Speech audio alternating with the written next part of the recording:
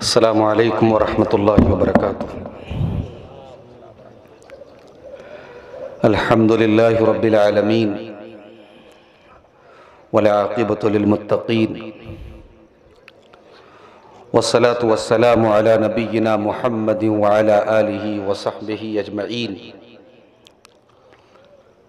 ومن تبعہم بإحسان الی یوم الدین، اما بعد۔ اعوذ باللہ من الشیطان الرجیم، بسم اللہ الرحمن الرحیم۔ الف لام میم، احسب الناس ان يتركوا ان يقولوا آمنا وهم لا يفتنون ولقد فتنا الذين من قبلهم فليعلمن الله الذين صدقوا وليعلمن الكاذبين۔ صدر محترم، علماء کرام، محترم بزرگوں، نوجوان بھائیوں، پیارے بچوں، آج کا یہ پروگرام کلیہ عائشہ صدیقہ للبنات میں پڑھنے والی طالبات اور اسی طریقے سے اس ادارے میں شعبہ حفظ میں تعلیم حاصل کرنے والے طلبہ کی دستار بندی کا پروگرام ہے۔ اور ابھی آپ نے دیکھا کہ دو طلبہ کو حفظ قرآن کی سند اور دی گئی اور دستار ان کے سروں پر باندھی گئی۔ دعا کیجیے اللہ تعالیٰ ان دونوں حفاظ کو یہ جو دولت اللہ تعالیٰ نے ان کو دی ہے اس کی حفاظت کی توفیق عطا فرمائے۔ میرے بھائیوں، اس وقت ہم جن حالات سے گزر رہے ہیں، ان حالات کو شریعت نے فتنہ کہا ہے۔ فتنہ کس کو کہتے ہیں؟ عربی زبان میں سونے کو جب آگ میں تپایا جائے اور سونے کے میل اور کچیل کو دور کر کے اس کو پیور کیا جائے، خالص کیا جائے، تو اس پورے پروسیس کو عربی میں الفتن کہتے ہیں، جس سے فتنہ کا لفظ بنا ہے۔ اور اسی لیے سونار کو عربی میں فتان کہتے ہیں، کیونکہ وہ بار بار یہ کام کرتا ہے۔ تو ہر دور میں اللہ تبارک و تعالیٰ نے ایک ایسا نظام رکھا ہے کہ کچھ ایسی چیزیں ہوتی ہیں جن کے ذریعے اللہ تبارک و تعالیٰ اہل ایمان کے ایمان کو جانچتا ہے، پرکھتا ہے۔ کون اپنے ایمان میں کتنا کھرا ہے، کون کھوٹا ہے، کون مومن ہے، کون منافق ہے، کون سچا ایمان والا ہے اور کون ایمان کا دعویٰ کر رہا ہے، ان کے درمیان تمیز ہوتی ہے فتنوں سے۔ سورہ عنکبوت کی ابتدائی آیتیں میں نے آپ کے سامنے پڑھی ہے، ان آیتوں میں اللہ تعالیٰ نے اسی بات کو واضح کیا ہے۔ الف لام میم، احسب الناس ان يتركوا ان يقولوا آمنا وهم لا يفتنون۔ کیا لوگوں نے یہ سمجھ رکھا ہے کہ صرف اتنا کہہ دینے سے، زبان سے یہ بول دینے سے کہ ہم ایمان لے آئے، ان کو چھوڑ دیا جائے گا، ان کو آزمائشوں میں نہیں ڈالا جائے گا، ان کو فتنوں میں نہیں ڈالا جائے گا؟ کیا لوگوں نے ایسا سوچ لیا ہے؟ وَلَقَدْ فَتَنَّ الَّذِينَ مِن قَبْلِهِمْ، جبکہ ہم نے تم سے پہلے کے لوگوں کو بہت طریقے کی آزمائشوں میں ڈالا۔ فَلَيَعْلَمَنَّ اللَّهُ الَّذِينَ صَدَقُوا وَلَيَعْلَمَنَّ الْكَاذِبِينَ، تاکہ اللہ تعالیٰ سچوں اور جھوٹوں کو واضح کر دے، کون سچا ہے کون جھوٹا ہے، اس کو کلیئر کر دے، واضح کر دے۔ تو فتنہ کہتے ہیں اس چیز کو جس کے ذریعے ایمان کی پرکھ ہو، جو چیز آپ کے ایمان کے لیے خطرہ بننے لگے، چاہے وہ آپ کی نظر میں کتنی بھی قیمتی چیز ہو، وہ فتنہ ہے میرے بھائی۔ یہاں تک کہ مال ہماری بڑی ضرورت کی چیز ہے، مال بھی ہمارے لیے فتنہ ہے اگر یہ مال ہمیں اللہ کے ذکر سے روک رہا ہے۔ اولاد ہر انسان کو بڑی محبوب ہے، اولاد اگر آپ کو اللہ کے ذکر سے روک رہی ہے تو اولاد بھی فتنہ ہے۔ انما اموالکم و اولادکم فتنہ، اے ایمان والو تمہارے مال اور تمہاری اولاد تمہارے لیے فتنہ ہے۔ یا ایھا الذین آمنوا لا تلہکم اموالکم ولا اولادکم عن ذکر اللہ، اے ایمان والو کبھی ایسا نہ کرنا کہ مال کے چکر میں اور اولاد کے چکر میں تم اللہ کے ذکر سے غافل ہو جانا۔ ایک مرتبہ اللہ کے پیارے نبی خطبہ دے رہے تھے، جمعہ کا خطبہ دے رہے تھے، ممبر کے اوپر آپ تشریف فرما ہے اور آپ کے پیارے نواسے حضرت حسن و حسین رضی اللہ تعالیٰ عنہما سرخ رنگ کے جوڑے میں لال رنگ کے کپڑے میں ملبوس پھسلتے ہوئے گرتے پڑتے مسجد میں تشریف لا رہے۔ 5-6 سال کے یہ بچے نبی کے نواسے، نبی کے لاڈلے، نبی کے لختے جگر، نبی کے نور نظر، نبی نے دیکھا، ترمذی اور ابو داؤد کی صحیح روایت ہے، آپ نے خطبے کو روک دیا، آپ نے خطبے کو روک دیا اور آپ منبر سے اترے اور آپ نے دونوں نواسوں کو گود میں لیا اور آپ نے لوگوں کو مخاطب کر کے کہا کہ اللہ تعالیٰ نے کتنی سچی بات کہی ہے قرآن میں، انما اموالکم و اولادکم فتنہ، تمہارا مال اور تمہاری اولاد تمہارے لیے فتنہ ہے۔ میں نے اپنے ان بچوں کو دیکھا، مجھ سے صبر نہ ہوا اور میں نے خطبے کو روک کر کے جب تک انہیں لاڈ اور پیار میں کر لیا مجھے چین نہیں آیا۔ غور کرنے کی بات یہ ہے کہ اللہ کے پیارے نبی نے چند سیکنڈ کے لیے یا یہ کہہ لیجئے کہ چند منٹ کے لیے آپ نے اپنا خطبہ جمعہ روکا تھا۔ اپنے نواسوں کو پیار کرنے کے لیے، انہیں گود لینے کے لیے آپ نے چند منٹ کے لیے اپنا خطبہ جمعہ روکا تو آپ نے اسے فتنہ قرار دیا ہے۔ میرے بھائیوں، اب ہم اور آپ ذرا اپنی زندگیوں کا جائزہ لیں۔ ہم تو سر سے پیر تک دنیا کی لذتوں میں منہمک ہیں، دنیا میں غرق ہیں، آخرت کو بھولے بیٹھے ہیں، اللہ کو بھولے بیٹھے ہیں۔ ہم سے بڑا فتنے مبتلا انسان کون ہوگا؟ ہمیں تو دنیا اپنے تمام فتنوں کے ساتھ دنیا نے ہمیں نگل لیا ہے۔ میرے بھائی، یہ فتنوں کا دور ہے میرے عزیزوں، میرے بھائیوں، اور اسی دور کی طرف اشارہ کرتے ہوئے اللہ کے پیارے نبی نے ایک مرتبہ مدینہ کی ایک پہاڑی پہ چڑھ کے کہا تھا، ہل ترون ما ارى، اے میرے صحابہ کیا تم وہ دیکھ رہے ہو جو میں دیکھ رہا ہوں؟ انی ارى الفتن خلال بیوتکم کمواقع القطر، آپ نے فرمایا کہ میں دیکھ رہا ہوں جس طریقے سے بارش کے قطرے تمہارے گھروں میں داخل ہوتے ہیں، فتنے تمہارے گھروں میں داخل ہوں گے۔ اور کبھی غور کیجئے گا، جب بارش بہت تیز ہونے لگتی ہے ہم دروازے بند کر لیتے ہیں، ہم کھڑکیاں بند کر لیتے ہیں، مگر ہماری عورتیں، ہماری مائیں بہنیں جانتی ہیں اچھی طریقے سے کہ کھڑکیاں اور دروازے بند ہونے کے باوجود بارش کی بوچھاروں کو روکنا بڑا مشکل ہوتا ہے۔ بارش کے اثرات کچھ نہ کچھ گھر کے اندر داخل ہو ہی جاتے ہیں۔ اللہ کے نبی نے تشبیہ بھی دی تو کتنی پیاری دی، مثال بھی دی تو کتنی پیاری دی۔ آپ نے فرمایا فتنے ایسے ظاہر ہوں گے جیسے بارش کے قطرے تمہارے گھروں میں آ جاتے ہیں، جن کو روکنا اور جن کی تراوٹ سے اپنے گھر کو بچانا بڑا مشکل کام ہو جاتا ہے۔ ایسے ایسے فتنے ظاہر ہوں گے جو تمہارے گھروں میں داخل ہوں گے، بچوں کو بھی اپنی پکڑ میں لے لیں گے، جوان بھی مبتلا ہو جائیں گے، بوڑھے بھی مبتلا ہو جائیں گے، مردوں کو بھی اپنی لپیٹ میں لے لیں گے، عورتوں کو بھی اپنی لپیٹ میں لے لیں گے۔ فتنوں کا دور ہوگا میرے بھائی۔ ابن ماجہ کی ایک اور حدیث میں اللہ کے نبی نے فرمایا، لم یبق من الدنیا الا بلاء و فتنہ، ایک ایسا دور بھی آئے گا جب دنیا میں صرف فتنے بچیں گے، فتنوں کا دور ہوگا، آزمائشوں کا دور ہوگا، ایمان پر چلنا، ایمان کے تقاضوں پر چلنا چیلنج بن جائے گا۔ ترمذی کے حدیث میں اللہ کے نبی نے فرمایا، سیاتی علی الناس زمان، ایک ایسا دور بھی لوگوں کے اوپر آنے والا ہے، القائم علی دین اللہ کالقابض علی الجمر، اللہ کے دین پہ چلنے والا، شریعت پر عمل کرنے والا اتنی مشکلات کا سامنا کرے گا، اتنی پریشانیوں کا سامنا کرے گا، کالقابض علی الجمر، جیسے اپنے ہاتھوں میں کوئی انگارہ لے کے چل رہا ہو، دین پر چلنا اتنا مشکل کر دیا جائے گا۔ وہ دور میرے بھائیو آج ہم دیکھ رہے ہیں، فتنوں کا دور ہے، اور اس دور کا سب سے بڑا فتنہ انسان کا ایمان اور انسان کا دین، انسان کی توحید جس چیز سے متاثر ہو جائے وہ اس دور کا سب سے بڑا فتنہ ہے۔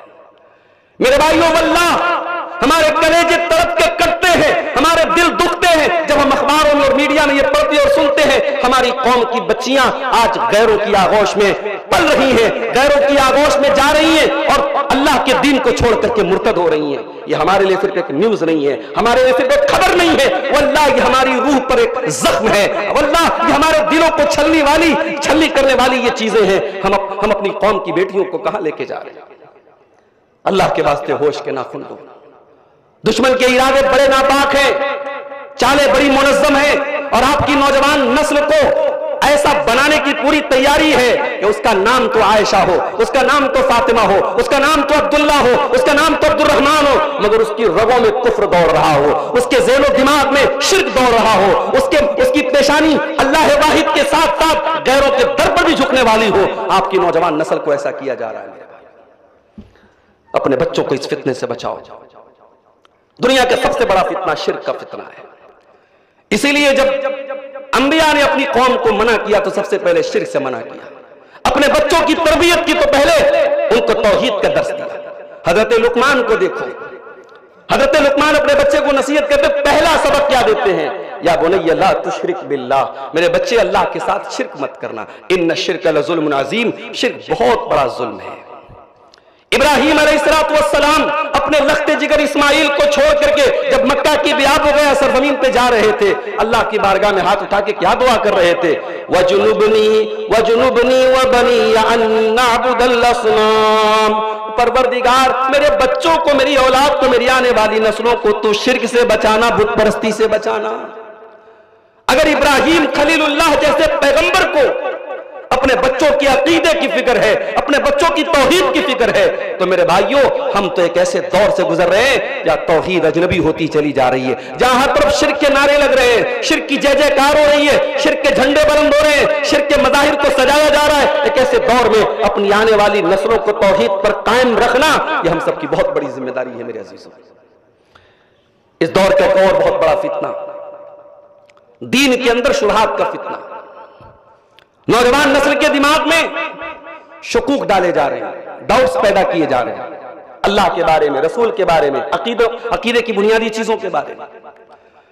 میرے پاس ایک فون آیا پرسوں ایک عورت کا، جھانسی سے، ریسرچ کر رہی ہے، پی ایچ ڈی کر رہی ہے کسی یونیورسٹی سے، کہنے لگی مولوی صاحب، شیخ صاحب، موسیٰ علیہ السلام کا واقعہ قرآن میں اللہ نے بیان کیا، ہمارے پاس پروف کیا ہے، ہمارے پاس دلیل کیا، ہم کیسے مان لیں کہ موسیٰ علیہ السلام آئے تھے اور یہ سب ہوا تھا؟ کیا اس کا کوئی پروف ہے؟ ہم غیر مسلم کو کیسے مطمئن کریں گے؟ ہم نے کہا غیر مسلم کی بات چھوڑو، تم پہلے اپنے بارے میں بتاؤ، تم کیا کہتی ہو؟ اس نے کہا کہ میں تو ریسرچ کر رہی ہوں۔ میں نے کہا آپ ریسرچ کریں، آپ مسلمان ہیں کہ نہیں ہیں؟ میں نے کہا کہ مسلمان قرآن کریم کو کوئی ایکسپیریمنٹ کی کتاب نہیں مانتا ہے، مسلمان قرآن کو کوئی ایسی کتاب نہیں مانتا جس کی باتیں ٹروتھ بھی ہو سکتی ہے، فالس بھی ہو سکتی ہے، صحیح بھی ہو سکتی ہے، غلط بھی ہو سکتی ہے۔ مسلمان کا عقیدہ یہ ہے وَمَنْ أَصْدَقُ مِنَ اللَّهِ قِيلًا وَمَنْ أَصْدَقُ مِنَ اللَّهِ حَدِيثًا، یہ رب کا کلام ہے، یہ اللہ کا کلام ہے، اس کا ایک ایک حرف اللہ کی طرف سے ہے، اس کا ایک ایک لفظ اللہ کی طرف سے ہے، اس کی ایک ایک بات سچی ہے۔ میں نے کہا ہمیں قرآن کی باتوں کو سائنس سے ثابت کرنے کی ضرورت نہیں ہے، ہمیں قرآن کی باتوں کو پروف اور ثبوتوں اور دلائل کی روشنی میں ماننے کی ضرورت ہے۔ قرآن خود دلیل ہے، قرآن خود ثبوت ہے۔ میرے بھائیوں ایسی نسل آج تیار ہو رہی ہے، اور اسی دور کی طرف اشارہ کرتے ہوئے اللہ کے نبی نے فرمایا تھا لا یزال الناس یتساءلون، ایک ایسا دور آئے گا لوگ سوال بہت کریں گے، لوگ سوال بہت کریں گے، خوب سوالات کریں گے، یہاں تک کہ سوال کرتے کرتے یہاں تک سوال کریں گے کہ اللہ نے ہر چیز کو پیدا کیا، فمن خلق اللہ، اللہ کو کس نے پیدا کیا، اللہ کو کس نے پیدا کیا، اللہ پر سوال اٹھائے جائیں گے۔ اور آج آپ دیکھ لیں میرے بھائیوں، یقین مانے ایسے نوجوان جو کل مسلمان تھے آج ملحد ہو گئے، آج دین سے دور ہو گئے، آج وہ اللہ کو گالیاں دے رہے، واللہ آج اللہ کو گالیاں دے رہے۔ ایک ایمان والا ان کے الفاظ کو سن لے، اس کی آنکھوں میں غصہ آ جائے، وہ جوش اور جلال میں آ جائے، اپنے رب کے بارے میں وہ باتیں سن کر کے جو آج کا نوجوان جو مرتد ہو رہا ہے، جو ملحد ہو رہا ہے، وہ کر رہا ہے۔ میرے بھائی ہمیں اس پر بھی کام کرنے کی ضرورت ہے۔ شبہات کا فتنہ، دین سے ریلیٹڈ لوگوں کے دماغ میں شک بڑھے جا رہے ہیں۔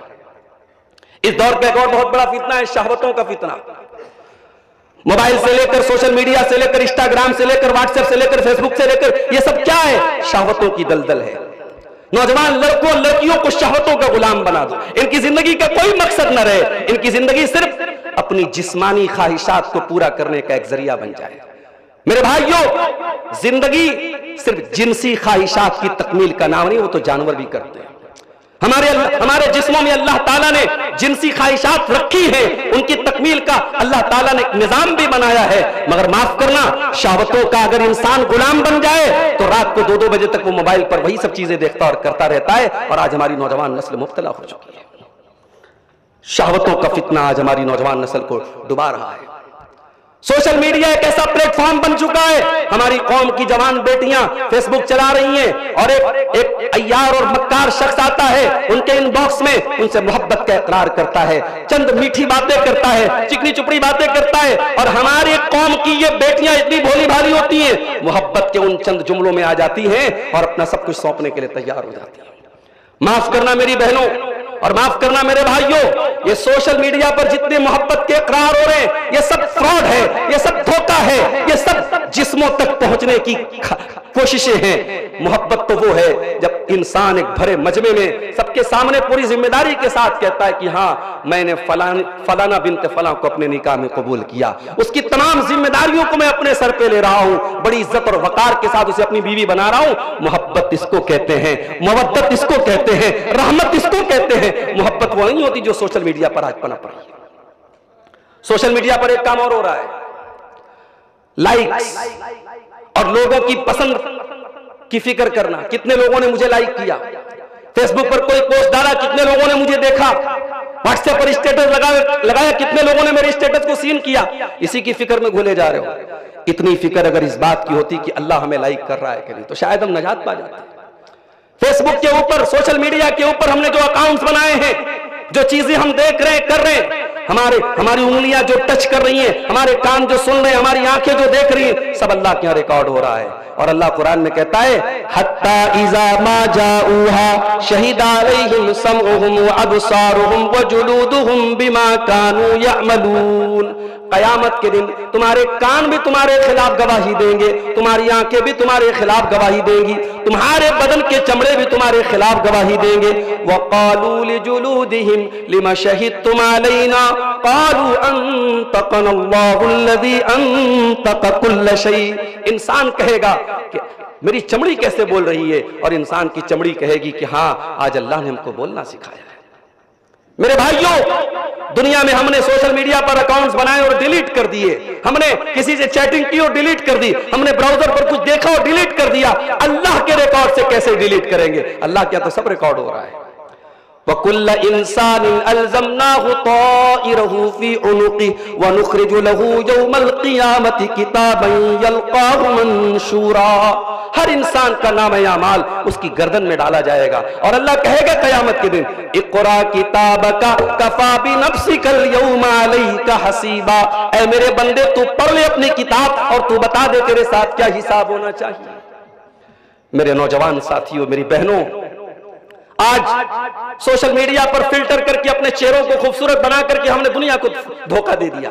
آج تو ماشاءاللہ ایسے فلٹرز آ رہے ہیں، گورا کالا بن جائے، کالا گورا بن جائے، جوان بوڑھا بن جائے، بوڑھا جوان بن جائے۔ آج فراڈ اور دھوکے کی دنیا ہے، مگر یاد رکھو قیامت کے دن دنیا کے بڑے ہینڈسم، بڑے خوبصورت، بڑے اسمارٹ لوگ بھی جنہوں نے دنیا میں اللہ کو ناراض کیا ہوگا، جن کی زندگی گناہوں سے بھری ہوگی، کل قیامت کے دن ان کے چہروں پر سیاہی پوتی جائے گی، ان کے چہرے کالے ہوں گے۔ اللہ نے قرآن میں فرمایا وَوُجُوهٌ يَوْمَئِذٍ عَلَيْهَا غَبَرَةٌ تَرْهَقُهَا قَتَرَةٌ أُولَئِكَ هُمُ الْكَفَرَةُ الْفَجَرَةُ۔ قیامت کے دن کچھ ایسے بھی چہرے ہوں گے جو کالے کلوٹے ہوں گے، جن کے اوپر تارکول پوتا جائے گا۔ یہ کافروں کے اور فاجروں کے، اللہ کے نافرمانوں کے، اللہ کو ناراض کرنے والوں کے چہرے ہوں گے۔ سوشل میڈیا کا فتنہ، اس دور کا ایک اور بہت بڑا فتنہ ہے مال کا فتنہ۔ مال آنا چاہیے، حلال طریقے سے آئے، حرام طریقے سے آئے، سود کے ذریعے آئے، جوا کے ذریعے آئے، آن لائن سٹے کے ذریعے آئے، آن لائن گیم کے ذریعے آئے۔ نوجوان پیسہ کمانے کی اندھی دوڑ میں بھاگا جا رہا ہے۔ میرے نوجوانوں، کبھی اس بات پر غور کرنا، اللہ ہمارے ساتھ کتنا رحیم و کریم ہے۔ اس نے حرام کی لسٹ تو بتائی، حلال کی لسٹ نہیں بتائی۔ قرآن و حدیث میں کہیں حلال کی لسٹ نہیں بتائی گئی، حلال کو کامن کر دیا گیا، حلال کو عام کر دیا گیا۔ حرام کی لسٹ بتائی گئی، یہ مت کرو، یہ حرام ہے، یہ حرام ہے، یہ حرام ہے، اور پھر بھی تم حرام کی طرف بھاگ رہے ہو۔ یہ اس اللہ کی نعمتوں کی ناقدری ہے میرے بھائیوں۔ حلال طریقے سے تجارت کرنے کے ہزاروں راستے ہیں، حلال طریقے سے پیسہ کمانے کے ہزاروں راستے ہیں۔ حرام کی کمائی ایک انسان اپنے گھر میں لائے گا، اس کی دعائیں قبول نہیں ہوں گی، اس کے بچوں کی پرورش اس حرام کمائی سے ہوگی، اس کے گھر کی برکتیں ختم ہو جائیں گی، اس کے گھر کا سکون ختم ہو جائے گا۔ اللہ کے پیارے نبی فرماتے ہیں یاتی علی الناس زمان لا یبال المرء من این اخذ المال، ایک ایسا دور بھی لوگوں پر آئے گا جب انسان پرواہ نہیں کرے گا کہ مال کہاں سے کما رہا ہے، حلال طریقے سے کما رہا ہے، حرام طریقے سے کما رہا ہے۔ یاد رکھو میرے بھائیوں، قیامت کے دن ہمیں اس کا بھی حساب دینا پڑے گا کہ ہم مال کہاں سے کما رہے ہیں اور کہاں خرچ کر رہے ہیں۔ اللہ کے پیارے نبی فرماتے ہیں قیامت کے دن 5 سوالوں کا جواب ہر انسان کو دینا پڑے گا۔ ان 5 سوالوں میں ایک سوال یہ بھی ہوگا وَعَنْ مَالِهِ مِنْ أَيْنَ اكْتَسَبَهُ وَفِيمَا أَنْفَقَهُ، مال تو نے کہاں سے کمایا اور کہاں پہ خرچ کیا۔ اس دور کا ایک اور بہت بڑا فتنہ ہے اختلاف کا فتنہ۔ امت ٹکڑوں میں بٹی ہے، امت فرقوں میں بٹی ہے۔ جس نبی نے امت کو جوڑنے کا کام کیا تھا، جس نبی نے وَاعْتَصِمُوا بِحَبْلِ اللَّهِ جَمِيعًا کی صدائیں بلند کی تھی، جس نبی نے مدینہ کے انصاریوں کے درمیان سینکڑوں برس سے آنے والے اختلافات کو پل بھر میں ختم کر دیا تھا، جس نبی نے تعصب کی ہر آواز کو جاہلیت کی آواز قرار دیا تھا، جس نبی نے حبشہ کے بلال کو، ایران کے سلمان کو، روم کے صہیب کو ایک سب میں لا کے کھڑا کر دیا تھا، جس نبی کی شریعت میں گورا کالے پر، کالا گورے پر، عربی اجمی پر، اجمی عربی پر کوئی فضیلت نہیں رکھتا، آج اس نبی کے ماننے والے، اس نبی کا کلمہ پڑھنے والے آج ٹکڑوں میں بٹے ہیں۔ میرے بھائیوں، اختلافات کو ختم کرو، یہ بہت بڑا فتنہ ہے اس امت کے لیے۔ اور یہ اختلافات کیسے ختم ہوں گے؟ اللہ کے نبی نے ہمیں طریقہ بتا دیا۔ آپ نے فرمایا جو زندہ رہے گا وہ اختلاف دیکھے گا، اور جب اختلاف کا دور آئے گا فَعَلَيْكُمْ بِسُنَّتِي وَسُنَّتِ الْخُلَفَاءِ الرَّاشِدِينَ الْمَهْدِيِّينَ، میری سنت کو تھام لینا، اور جس طریقے سے میرے خلفائے راشدین میری سنت پر چلتے رہیں گے تم بھی چلتے رہنا۔ تمسکوا بها، اس کو پکڑ لینا، وعضوا علیہا بالنواجذ، اپنے ڈال کے دانتوں سے پکڑ لینا، اس کو چھوڑنا نہیں۔ وإياكم ومحدثات الأمور، اور بدعات اور خرافات سے بچتے رہنا، اس لیے کہ بدعات اور خرافات انسان کو جہنم کی طرف لے کے جاتی ہے۔ اختلافات کو ختم کرنا ہے میرے بھائی، ہمیں اس ہائی وے کو پکڑنا پڑے گا، اس شاہراہ کو پکڑنا پڑے گا جس شاہراہ پر نبی نے ہم کو چھوڑا ہے، جس منہج پر نبی نے اور صحابہ نے ہم کو چھوڑا ہے، اور یہی شاہراہ اور یہی راستہ اور یہی ہائی وے جنت کی طرف لے کے جاتا ہے۔ اس دور کا ایک اور بہت بڑا فتنہ ہے عہدوں کی اور کرسی کی لالچ کا فتنہ۔ انسان کی زندگی کا اگر مقصد بن جائے کہ مجھے عہدے اور کرسی اور عمارت دے دیے جائیں، یہ کوئی زندگی نہیں ہے میرے بھائی۔ اللہ تبارک و تعالیٰ اگر کسی کو ذمہ داری اور عہدہ دے تو اسے بہت اپنے حق میں اچھا نہ سمجھے، یہ بہت بڑی، اس کے گلے میں بہت بڑی ذمہ داری ڈالی گئی ہے میرے بھائی۔ اگر اللہ نے آپ کو کوئی عہدہ دے دیا، کوئی ذمہ داری آپ کو مل گئی، آپ خوش نہ ہو جائیں صاحب میں تو عہدے دار بن گیا، میں تو امیر بن گیا، میں تو ناظم بن گیا، میں تو مسجد کا متولی بن گیا، میں تو ادارے کا سیکریٹری بن گیا، یہ عہدے اللہ کے یہاں پکڑ کا ذریعہ بنیں گے، پکڑ کا سبب بنیں گے۔ اللہ کے نبی اپنے بڑے جلیل القدر صحابی، بڑے محبوب صحابی، جنہوں نے بڑی کٹھنائیوں کے بعد اسلام قبول کیا تھا، بڑی ریسرچ کے بعد اسلام قبول کیا تھا، جن کی پوری زندگی اسلام کے لیے قربانیوں سے بھری پڑی ہے، کیا نام ہے صحابی کا؟ ابو ذر غفاری رضی اللہ تعالیٰ۔ ابو ذر غفاری سے اللہ کے نبی، جب ابو ذر غفاری نے کہا کہ اللہ کے نبی آپ سب کو ذمہ داری دیتے ہیں، فلاں کو امیر بنا دیا، فلاں کو ذمہ دار بنا دیا، فلاں کو ذمہ دار بنا دیا، الا تستعملونی، اے اللہ کے نبی مجھے کوئی ذمہ داری کیوں نہیں دیتے؟ نبی نے کیا جواب دیا تھا؟ عہدے کے پیچھے اگر ہم بھاگ رہے تو ہمیں نبی کا یہ جواب سننا چاہیے۔ نبی نے حضرت ابو ذر غفاری سے کہا تھا اے ابو ذر انہا امانہ وانک ضعیف، اے ابو ذر غفاری یہ عہدے، یہ عمارت، یہ ذمہ داری بہت بڑی امانت ہے، اور اے ابو ذر غفاری مجھے نہیں لگتا کہ تم اس کو اٹھا پاؤ گے، تم کمزور ہو۔ اگر ابو ذر غفاری جیسا صحابی نبی کی نظر میں ذمہ داری اٹھانے کے لیے کمزور ہے تو میرے بھائیوں ہمیں اور آپ کو اپنے کندھوں کو اتنا مضبوط سمجھنے کا کس نے حق دے دیا؟ آج ہم عہدوں کے لیے لڑ رہے ہیں میرے بھائیوں۔ ہر جگہ مدارس کو دیکھ لیں آپ، مسجدوں کو دیکھ لیں، ہماری قومی تنظیموں کو دیکھ لیں، ہر جگہ عہدوں کی مار پیٹ ہو رہی ہے۔ کیوں ہو رہا ہے میرے بھائی؟ نبی نے فرمایا انہا امانہ، یہ عہدے امانت ہے، وانہا خزي وندامہ یوم القیامہ، اور اے ابو ذر غفاری اگر عہدوں کا صحیح استعمال نہیں کیا، ذمہ داری کا حق ادا نہیں کیا، قیامت کے دن رسوائی اور ذلت کا سبب بنیں گے یہ عہدے۔ عبد الرحمن بن سمرہ سے اللہ کے پیارے نبی نے فرمایا لا تسأل الامارہ، اے عبد الرحمن کبھی عمارت مت مانگنا، کبھی عہدہ مت مانگنا، اگر بغیر مانگے مل گیا تو اللہ تیری مدد کرے گا، اور اگر مانگ کر کے لوگے وکلت الیہا تو تم عہدے کے لالچی بنا دیے جاؤ گے۔ میرے عزیزوں، میرے بھائیوں، اگر اللہ نے آپ کو کوئی ذمہ داری دی ہے تو آپ اللہ کا شکر ادا کریں اور اس ذمہ داری کو ادا کرنے کی کوشش کریں. یہ کوئی غرور کی، کوئی فخر کی بات نہیں. اللہ کے پیارے نبی کی ایک حدیث آپ کو سنانے جا رہا ہوں. ہر عہدیدار، ہر وہ شخص جس کے کندھوں پر کوئی ذمہ داری ہے، اس حدیث کو سن کر کے اپنا ہر انسان محاسبہ کرے. آپ نے فرمایا ما من عبد یسترعیہ اللہ رعیۃ، جس بندے کو اللہ تبارک و تعالیٰ کوئی ذمہ داری دے ثم یموت یوم یموت وہو غاش لرعیتہ، اور وہ اس حال میں مر جائے کہ اپنی ذمہ داری کا حق ادا نہیں کر رہا ہے، الا حرم اللہ علیہ الجنہ، اس کے لیے جنت حرام ہو جائے گی. بہت بڑی بات ہے میرے بھائی، جنت حرام ہو جائے گی. یہ الفاظ نبی کے اس شخص کے لیے جو اپنے عہدے اور ذمہ داری کا حق ادا نہ کرے. اللہ تبارک و تعالی ہمیں سے جو لوگ صاحب عہدہ ہیں اور جو بھی کسی چیز کے ذمہ دار ہیں، اللہ ان کے اپنے عہدے اور اپنے منصب کا حق ادا کرنے کو انہیں توفیق عطا فرمائے. یہ بہت بڑا فتنہ ہے میرے بھائیو اس طرح کا. اب تقریر کے آخری پوائنٹ بیان کر کے میں بات ختم کرتا ہوں. عہدوں، یہ فتنوں کے اس دور میں ہم کیا کریں، ہماری رسپانسبلٹی کیا ہے، ہماری ذمہ داری کا، ہمارا کرتویہ کیا ہے. تو یاد رکھو میرے بھائی، فتنوں کے اس دور میں پہلا کام تو ہمیں یہ کرنا ہے، ہمیں دین پر قائم رہنا ہے. آزمائشیں آئیں گی، فتنے آئیں گے، مگر ہم یہ سوچ لیں کہ ہم کوئی ریشم کے تو نہیں بنے ہیں، ہم کوئی دودھ کے دھلے تو نہیں ہیں. اگر ایمان کے راستے میں ہمارے اوپر آزمائشیں آ رہی ہیں، ہم نبی سے زیادہ قیمتی تو نہیں ہیں، نبی کے صحابہ سے بڑھ کے ہم قیمتی تو نہیں ہیں. انہوں نے تو پتھر کھائے ہیں. میرے نبی کا تو جنگ احد میں چہرہ زخمی ہوا، دانت توڑے گئے، چہرہ لہو لہان ہوا، طائف میں پتھر مارے گئے، وطن چھوڑنا پڑا، دنیا بھر کے تانے اور لعنت ملامت آپ کو سننا پڑا. اگر میرے نبی نے دین اور ایمان کے راستے میں اتنی آزمائشیں برداشت کی تو ہماری اور آپ کی کیا اوقات ہے میرے بھائی. دین پہ قائم رہو اور یاد رکھو، جب آپ دین پر چلیں گے اور دین کے تقاضوں پر عمل کریں گے تو لوگ آپ کو تانے بھی ماریں گے، لوگ آپ کے راستے میں مشکلات بھی کھڑی کریں گے. برداشت کر لینا، سن لینا. اللہ کے پیارے نبی کی اس حدیث کو ہمیشہ اپنے سامنے رکھنا. بدا الاسلام غریبا وسیعود کما بدا غریبا. اسلام جب شروع ہوا تھا تو اجنبی تھا، اور اسلام آگے چل کر کے پھر اجنبی ہو جائے گا. اسلام پر عمل کرنے والے اجنبی ہو جائیں گے. فطوبى للغرباء. تو اے میری امت کے وہ لوگوں جو دنیا میں اجنبی بنا دیے جاؤ. نوجوان داڑھی رکھ لے، لڑکی نقاب میں نکلے، شریعت کے تقاضوں پر انسان عمل کرے، دنیا میں تانے سننے پڑتے ہیں، باتیں سننی پڑتی ہیں. نبی بشارت دے رہے ہیں، نبی خوشخبری دے رہے ہیں، فطوبى للغرباء. تم اجنبی بن جانا، تم لوگوں کے تانے سن لینا. اللہ کے پیارے نبی تمہیں جنت کی خوشخبری دے رہے ہیں.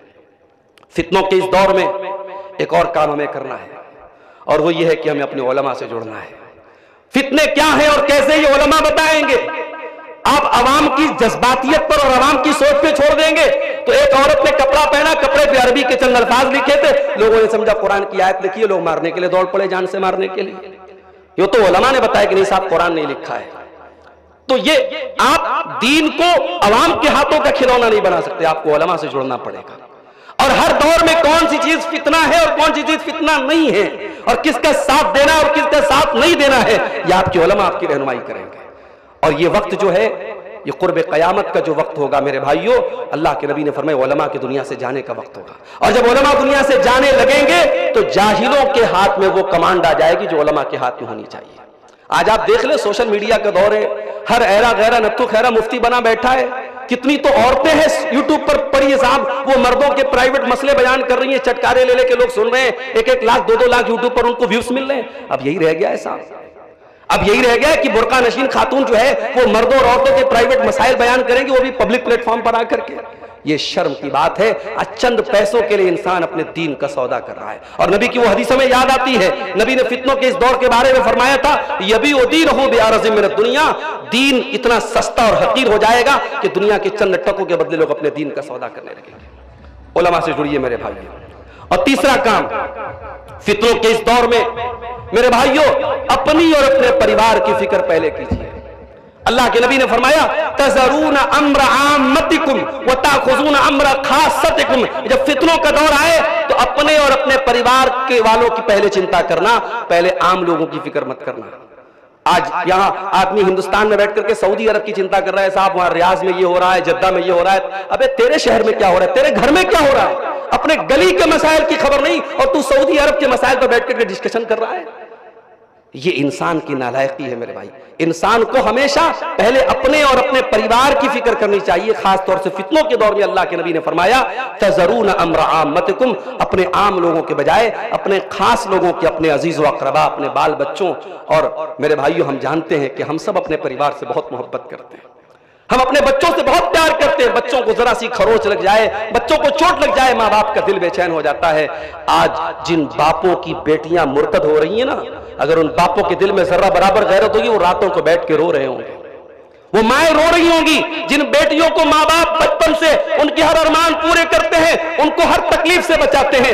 آج وہ بیٹی جوان ہو جائے، وہ بیٹا جوان ہو جائے اور اسلام کو چھوڑ کے کفر کی طرف چلا جائے، جہنم کی آگ میں جلنے کے لیے تیار ہو جائے، اس ماں کا کلیجہ چھلنی ہوتا ہے، اس باپ کی روح زخمی ہوتی ہے. میرے بھائیوں، اپنے بچوں کی اگر فکر ہے تو اپنے بچوں کو فتنوں کے اس دور میں ان کی تعلیم کی فکر کرو، ان کی تربیت کی فکر کرو. اور یہ دینی ادارے جن پر آج دشمنوں کی بڑی پیڑی نگاہیں، اور دھیرے دھیرے ان دینی اداروں پر بھی جو ہے ان کو جکڑنے کی تیاری ہو رہی ہے، جب تک اللہ تعالیٰ نے آپ کو طاقت دی ہے ان اداروں کا ڈیفنس کرو میرے بھائی. لاک ڈاؤن کے بعد کتنے ادارے بند ہو گئے، کتنے اداروں میں اساتذہ کی تنخواہیں دینے کی ان کے پاس کیپیسٹی نہیں تھی، اساتذہ چھوڑ کے چلے گئے، بچے چھوڑ کے چلے گئے، بند ہو گئے ادارے. میرے بھائیوں، یہ اس قوم کے لیے بڑی فکر کی بات ہے. یہ ادارے ہماری دینی زندگی کی جان ہیں. سمجھ لو کہ اگر ہمارے دین کے اندر کوئی دل ہے تو اس دل کی دھڑکن یہ ادارے ہیں. چاہے یہ لڑکیوں کے ادارے ہوں، چاہے یہ لڑکوں کے ادارے ہوں، ان دینی اداروں کو قائم رکھنا ہماری قوم کی اور ہم سب کی ذمہ داری ہے. میں آپ سب سے گزارش کرتا ہوں ان اداروں کا ہر ممکن تعاون کریں. یہ چند باتیں آپ کے سامنے رکھی ہیں. فتنوں کے تعلق سے اللہ سے دعا ہے رب العالمین فتنوں کے اس دور میں ہم سب کی حفاظت فرمائے. رب العالمین ہمیں اپنے علماء سے جڑنے کی توفیق دے. اللہ کتاب و سنت پر چلنے کی ہم سب کو توفیق عطا فرمائے. اللہ ہر قسم کے فتنوں سے ہم سب کی حفاظت فرمائے. آمین. وآخر دعوانا ان الحمد للہ رب العالمین. والسلام علیکم ورحمۃ اللہ وبرکاتہ.